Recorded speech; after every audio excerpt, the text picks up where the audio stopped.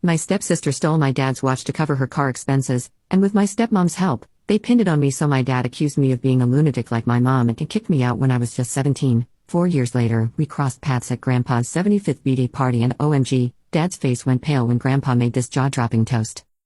So this all started when I was 17. I'm currently 21, female. I don't want to get into all the background stuff, but let's just say my relationship with my dad was rocky at best. My stepsister, 20, female, was the golden child, and I was the one always walking on eggshells around my dad and stepmom. My stepsister always had this hatred towards me.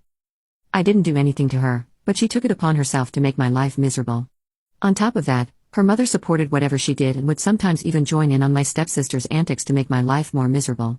My dad refused to go against his wife, so by default, he'd side with my stepmother and he'd punish me based on whatever lies they told him about me. Initially, I tried to fight for myself, but I quickly realized that nobody in that house actually cared for me. So I began to keep to myself and barely interacted with them. I guess that seemed to have really ticked my stepsister off because she made it her life's mission to make me as miserable as possible.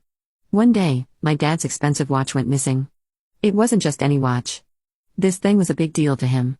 I didn't know it was gone until I came home from school to find my dad furious, my stepmom giving me cold glares, and my stepsister acting all innocent. I knew something was up, but I couldn't figure out what. Then out of nowhere, my stepmom started accusing me of taking the watch. She said I must have stolen it because I was acting strange lately and desperate for attention. My stepsister backed her up, of course, saying she saw me acting suspicious around my dad's room. And just so I can be a little clear, the only suspicious behavior of mine was about me mourning the death of my cat who I'd had since I was 3 years old. Of course, I was desperate for attention. I mean, my cat was the only thing that kept me anchored when my parents went through their divorce and I wasn't allowed to live with my mom. My behavior for desperate attention was only me breaking down into tears for a few dinners, which my dad used to insist we all do as a family. The only reason I broke down into tears was because my stepsister made it a point to joke about how the house feels so much better without my ugly creature there. My dad never tried to tell my stepsister to not be so heartless. He'd simply tell me to stop being emotional. Anyway, I was completely blindsided by what my stepmom and stepsister were blaming me for. I didn't even know the watch was missing, let alone me having to do anything to do with it. I tried to defend myself, but it was like talking to a wall. My dad was already convinced. He went off on me, saying I was just like my mom, who he always called crazy and lunatic, and that I had to leave. He kicked me out right there. I was 17. I had no plan, no place to go except to my mom's house, which I did. For the next 4 years, I didn't hear a word from my dad even when I did my best to reach out to him and clear my name. Not a text, not a call, nothing. I knew in my heart that I didn't take that watch, but they didn't care.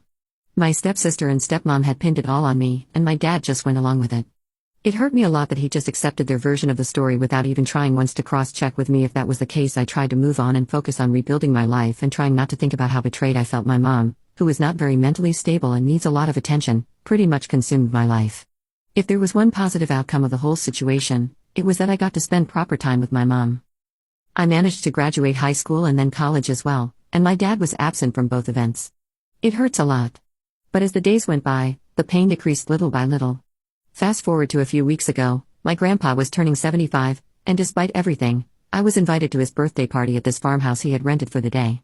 I wasn't sure if I wanted to go at first because I knew my dad, stepmom, and stepsister would be there, but Grandpa and I had always been close.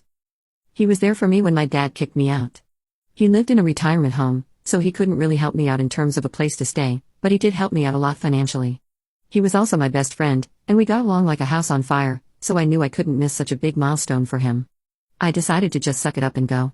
When I walked into the party, I immediately felt all the old tension come back.